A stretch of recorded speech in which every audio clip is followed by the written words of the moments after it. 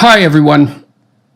I'm pleased to announce the release of my new book, Beyond Order, 12 More Rules for Life.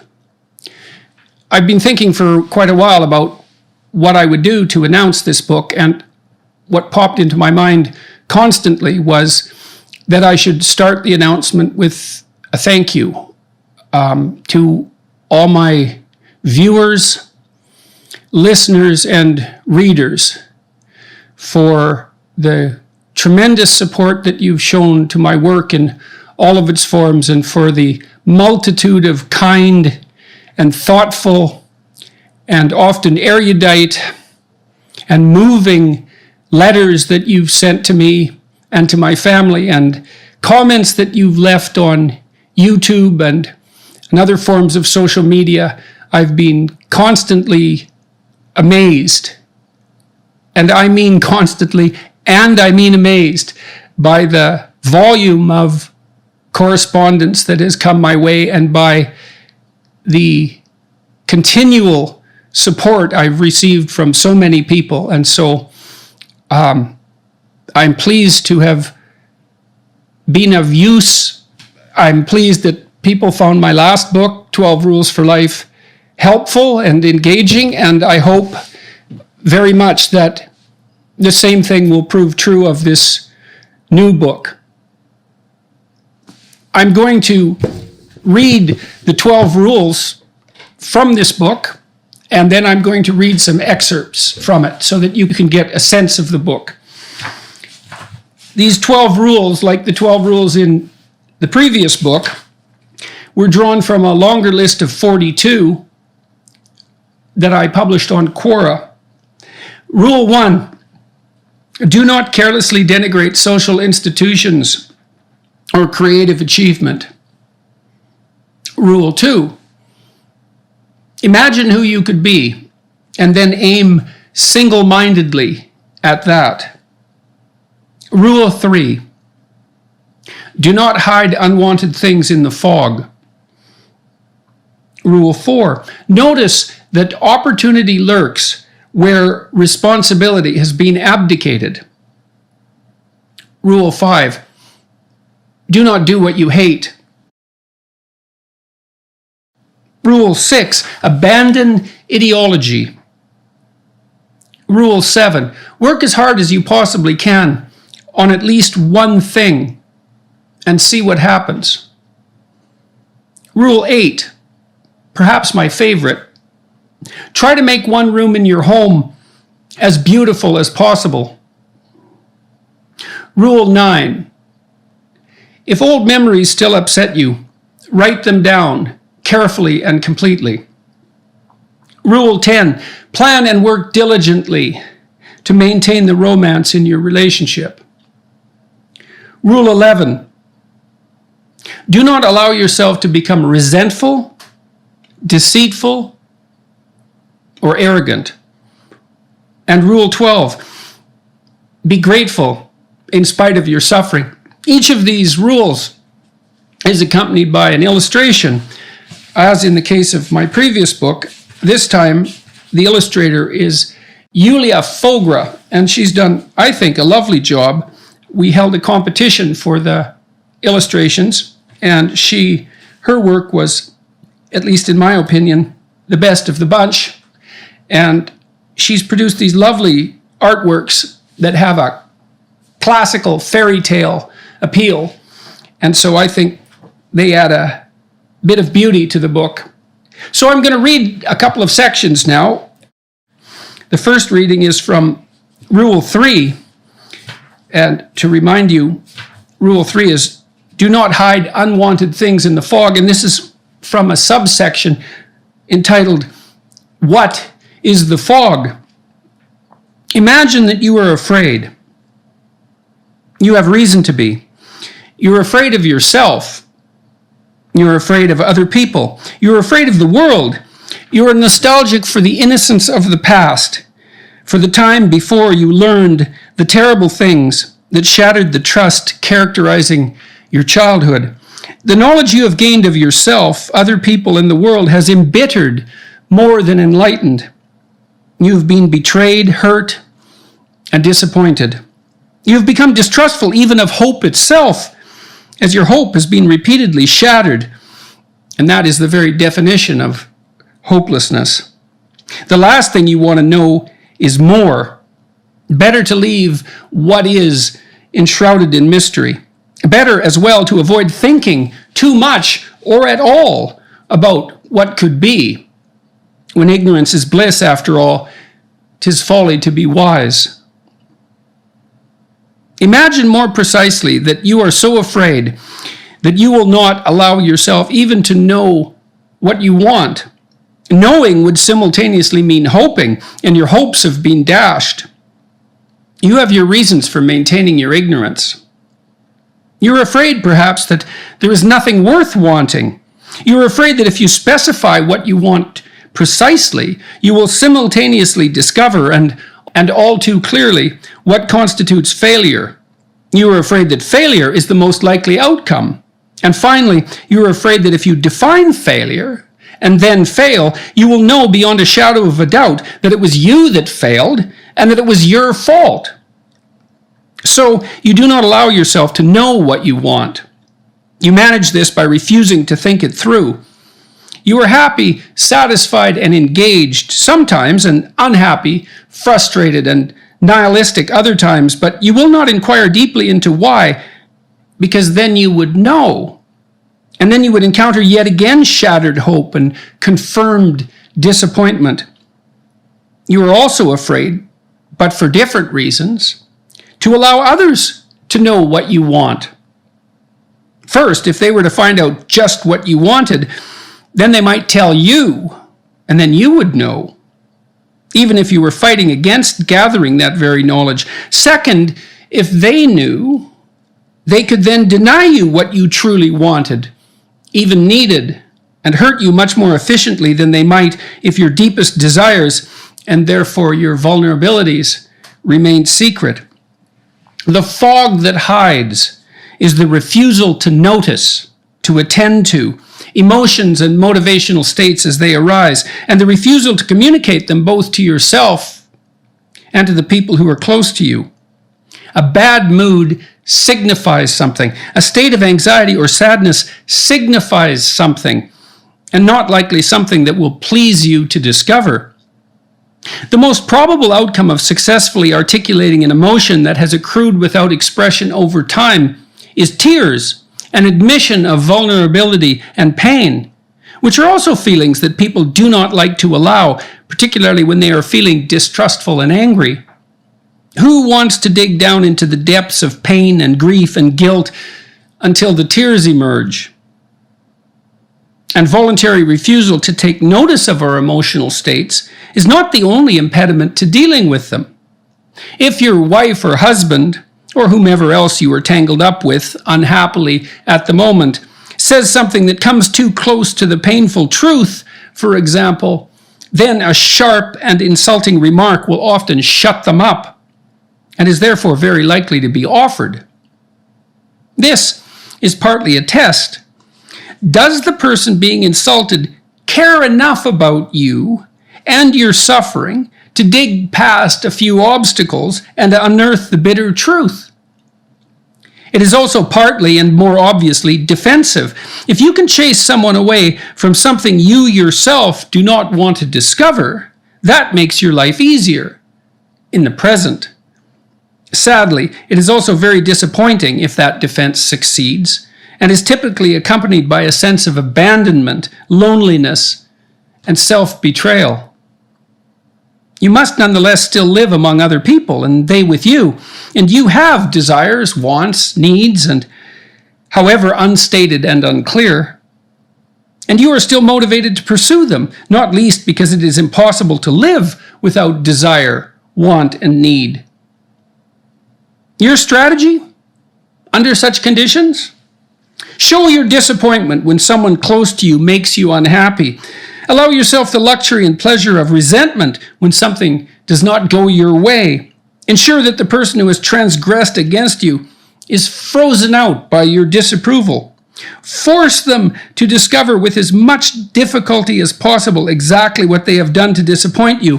And finally, Let them grope around blindly in the fog that you have generated around yourself until they stumble into and injure themselves on the sharp hidden edges of your unrevealed preferences and dreams. And maybe these responses are tests too. Tests deeply associated with the lack of courage to trust. If you really loved me, you would brave the terrible landscape that I have arrayed around myself to discover the real me. And perhaps there is even something to such claims, implicit though they may be. A certain testing of commitment might have its utility. Everything does not have to be given away for free, but even a little unnecessary mystery goes a long way. And you must still live with yourself. In the short term, perhaps you are protected from the revelation of your insufficiency by your refusal to make yourself clear. Every ideal is a judge, after all. The judge who says, you are not manifesting your true potential. No ideals? No judge.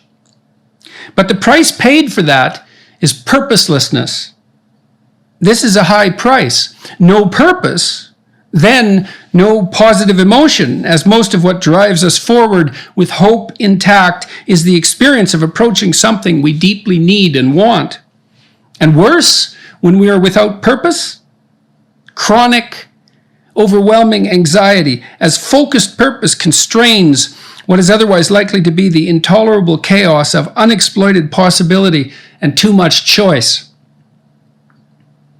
If you make what you want clear and commit yourself to its pursuit, you may fail. But if you do not make what you want clear, then you will certainly fail.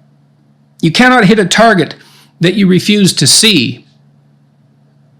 You cannot hit a target if you do not take aim. And equally dangerously, in both cases, you will not accrue the advantage of aiming, but missing. You will not benefit from the learning that inevitably takes place when things do not go your way. Success at a given endeavor often means trying, falling short, recalibrating with the new knowledge generated painfully by the failure, and then trying again and falling short, often repeated ad nauseum. Sometimes all that learning, impossible without the failure, leads you to see that aiming your ambition in a different direction would be better. Not because it is easier, not because you have given up, not because you are avoiding, but because you have learned through the vicissitudes of your experience that what you seek is not to be found where you were looking, or is simply not attainable in the manner by which you chose to pursue it. So, what might you do? What should you do as an alternative to hiding things in the fog? Admit to your feelings. This is a very tricky matter, and it does not simply mean give in to them. First, noting, much less communicating, feelings of petty anger or pain due to lonesomeness or anxiety about something that might be trivial or jealousy that is likely unwarranted is embarrassing. The admission of such feelings is a revelation of ignorance, insufficiency, and vulnerability. Second, it is unsettling to allow for the possibility that your feelings, however overwhelming and convincing, might be misplaced and in your ignorance pointing you in the wrong direction. It is possible that you have misinterpreted the situation entirely, for reasons of which you remain fundamentally unconscious. It is for such reasons that trust is vital, but trust of the mature and tragic sort. A naive person trusts because he or she believes that people are essentially or even universally trustworthy. But any person who has truly lived has been or has betrayed. Someone with experience knows that people are capable of deception and willing to deceive. That knowledge brings with it an arguably justified pessimism about human nature, personal and otherwise, but it also opens the door to another kind of faith in humanity, one based on courage rather than naivete. I will trust you.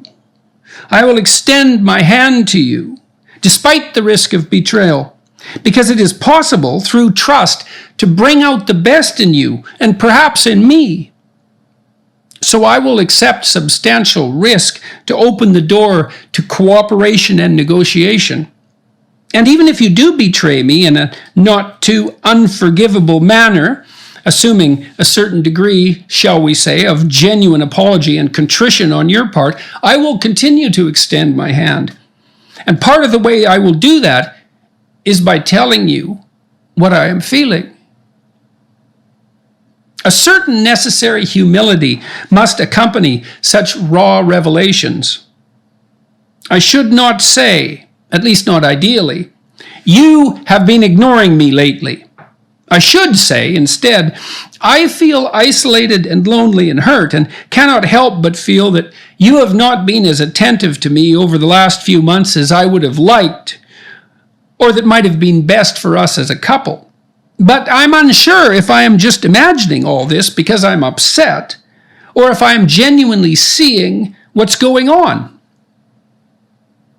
The latter statement gets the point across, but avoids the accusatory stance that so often serves as a first defense against a serious get-to-the-bottom-of-things conversation. And it's very possible that you are wrong about just what it is that is causing you to feel the way you do. If you are, you need to know it, because there's no point in propagating errors that are causing you and others pain and interfering with your future.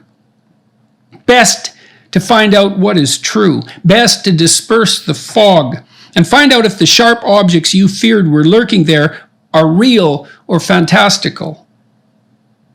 And there is always the danger that some of them are real, but it is better to see them than to keep them occluded by the fog, because you can at least sometimes avoid the danger that you are willing to see. This is an excerpt from Rule 8. Try to make one room in your home as beautiful as possible. It's from a subsection entitled Memory and Vision. The pride of the peacock is the glory of God. The lust of the goat is the bounty of God. The wrath of the lion is the wisdom of God. The nakedness of woman is the work of God. Excessive sorrow laughs, excessive joy weeps. The roaring of lions, the howling of wolves, the raging of the stormy sea, and the destructive sword are portions of eternity, too great for the eye of man.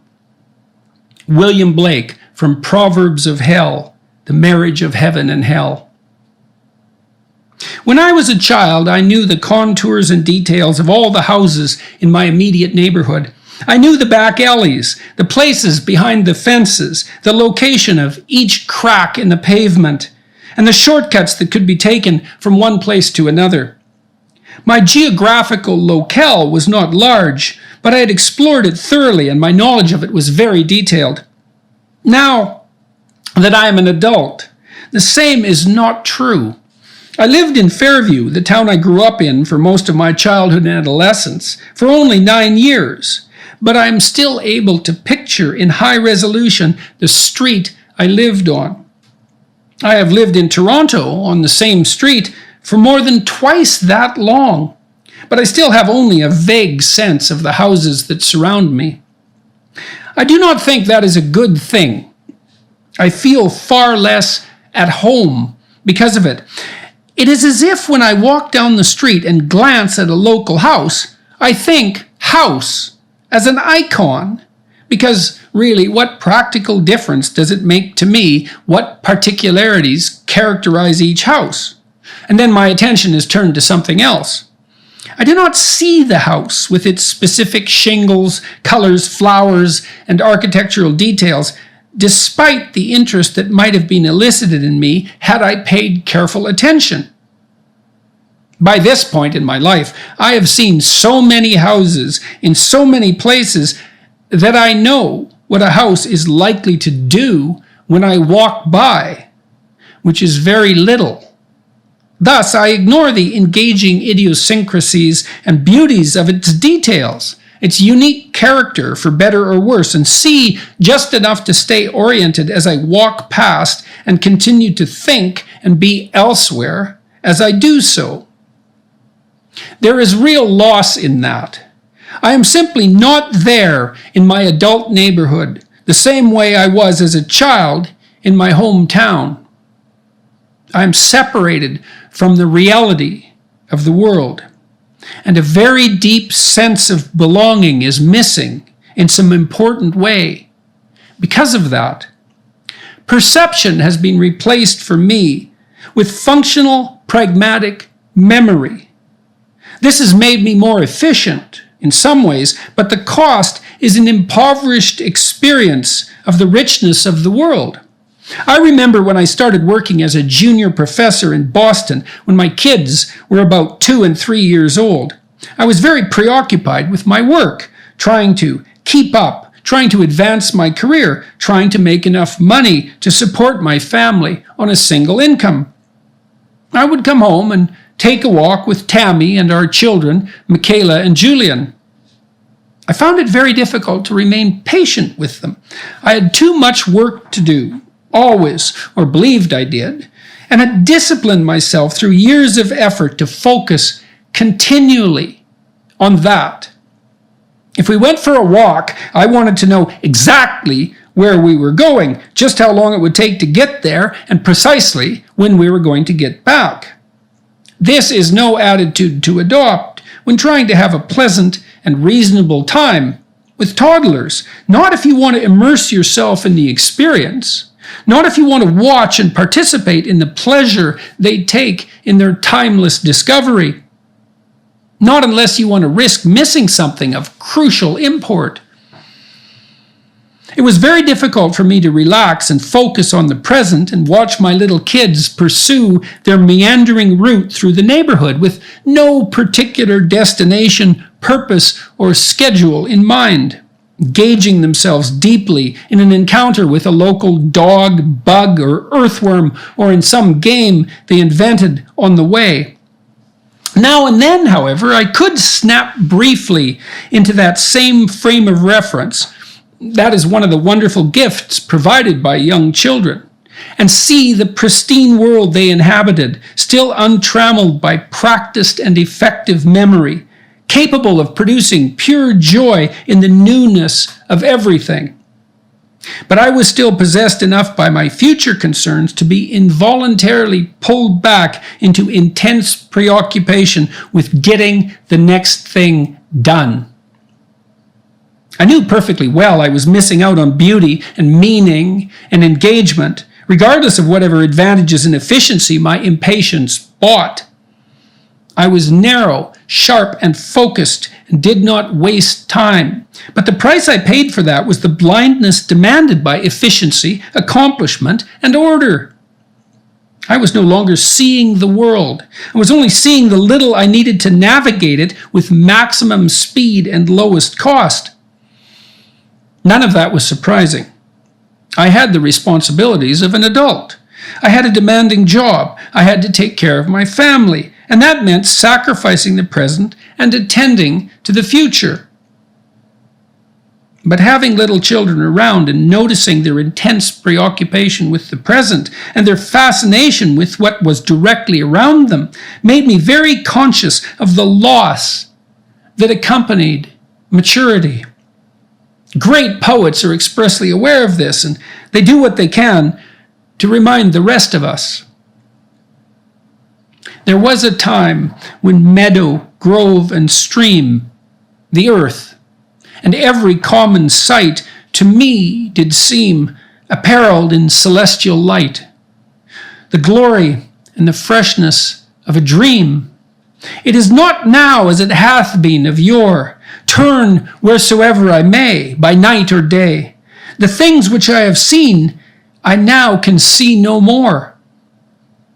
Ye blessed creatures, I have heard the call ye to each other make. I see the heavens laugh with you in your jubilee.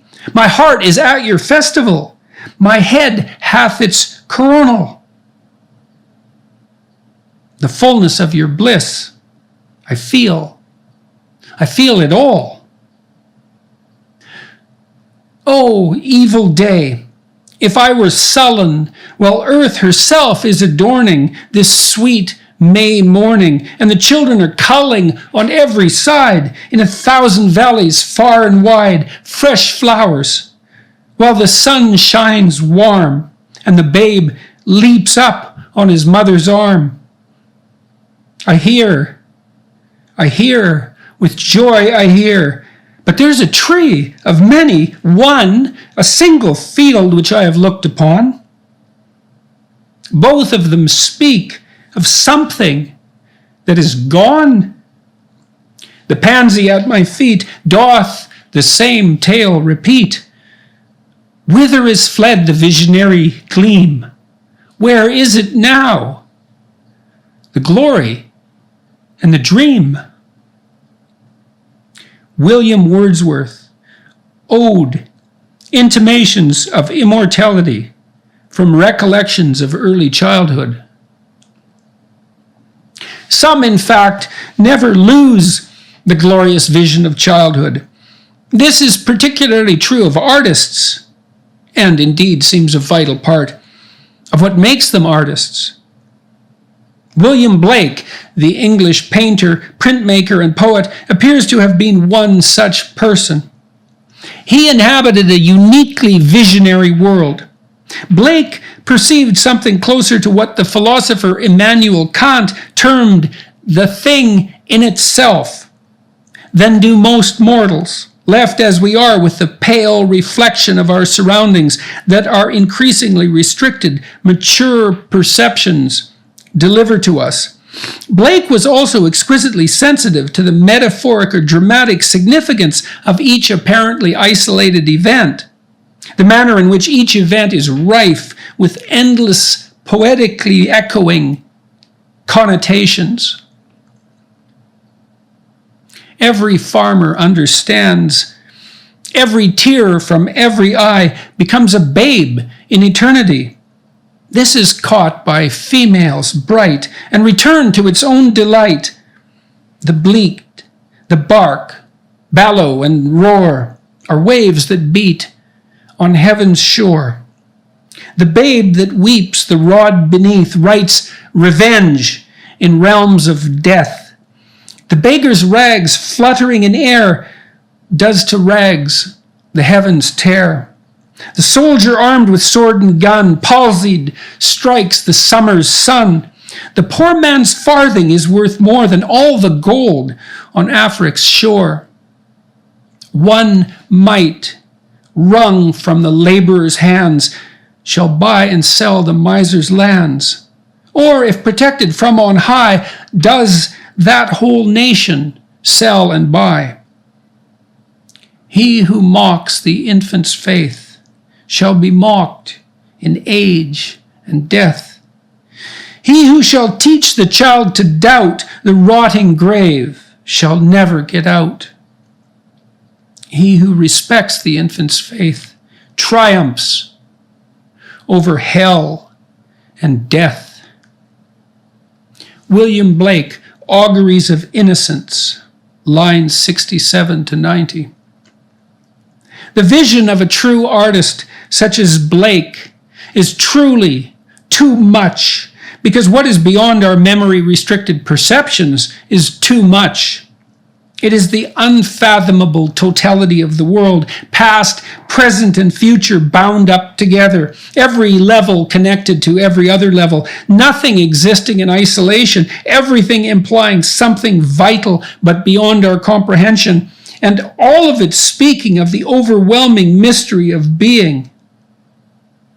The visionary concentrates on something we all see hypothetically, a vase of flowers, perhaps, in all its complexity and beauty, each bloom springing forth out of nothingness before its dissolution and return, a haystack in the spring and its appearance in the summer, autumn, and winter, observing and portraying the absolute mystery of its existence with its different shades of light and color, as well as the underlying commonality of form, which we can easily confuse with the full and incomprehensible actuality of what is there. How do you know? But every bird that cuts the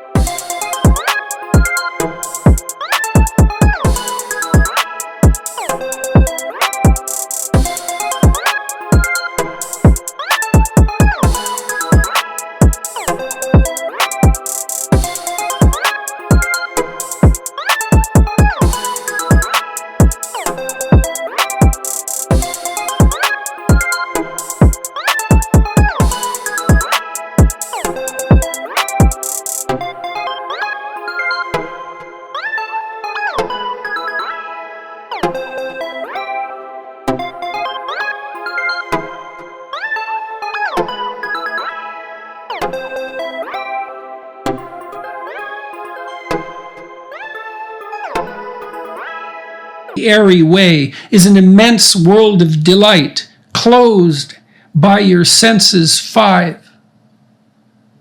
William Blake, from A Memorable Fancy, The Marriage of Heaven and Hell. To perceive Van Gogh's painting, Irises, from which the illustration that begins this chapter is derived, is, for example, to gaze through a window back into the eternity that our perceptions once revealed, so that we can remember how awe-inspiring and miraculous the world really is under the mundane familiarity to which we have reduced it. To share in the artist's perception reunites us with the source of inspiration that can rekindle our delight in the world, even if the drudgery and repetition of daily life has reduced what we see to the narrowest and most pragmatic of visions. But for those first affections, those shadowy recollections, which, be they what they may, are yet the fountain light of all our day, are yet a master light of all our seeing, uphold us, cherish, and have power to make our noisy years seem moments in the being of the eternal silence, truths that wake to perish never, which neither listlessness, nor mad endeavor, nor man, nor boy, nor all that is at enmity with joy can utterly abolish or destroy. William Wordsworth, Ode, Intimations of Immortality from Recollections of Early Childhood. All of this is very frightening. It is frightening to perceive the shells of ourselves that we have become. It is frightening to glimpse, even for a moment, the transcendent reality that exists beyond. We think we border our great paintings with luxurious, elaborate frames to glorify them. But we do it at least as much to insist to ourselves that the glory of the painting itself ends at the frame. That bounding, that bordering, leaves the world we are familiar with comfortably intact and unchanged. We do not want that beauty reaching out past the limitations imposed on it and disturbing everything that is familiar. We do the same with museums, those asylums for genius. We isolate everything that is great, everything that could in principle be distributed throughout the world. Why cannot every small town have a shrine devoted to one great piece of art, instead of having every piece collected in a manner impossible for anyone to ever take in at once? Is not one masterpiece enough for a room, or even for a building? 10 great works of art, or 100 in a single room, is absurd, given that each is a world in and of itself. Such mass collection is degrading of the unique singular particularity and worth of what is priceless and irreplaceable. It is fear that entices us to imprison art, and no wonder. Have you reckoned 1,000 acres much? Have you reckoned the earth much? Have you practiced so long to read? Have you felt so proud to get at the meaning of poems? Stop this day and night with me, and you shall possess the origin of all poems. You possess the good of the earth and sun. There are millions of suns left. You shall no longer take things at second or third hand, nor look through the eyes of the dead, nor feed on the specters in books. You shall not look through my eyes either, nor take things from me. You shall listen to all sides and filter them from yourself. Walt Whitman, Song of Myself. It can be overwhelming to open ourselves up to the beauty in the world that we as adults have painted over with simplicity. In not doing so, however, in not taking a proper walk with a young child, for example, we lose track of the grandeur and the awe, that untrammeled world. It can be overwhelming to open ourselves up to the beauty in the world that we as adults have painted over with simplicity. In not doing so, however, in not taking a proper walk with a young child, for example, we lose track of the grandeur and the awe the untrammeled world is constantly capable of producing, and reduce our lives to bleak necessity. That's from my new book, Beyond Order, 12 More Rules for Life. Thanks for your attention. Bye-bye.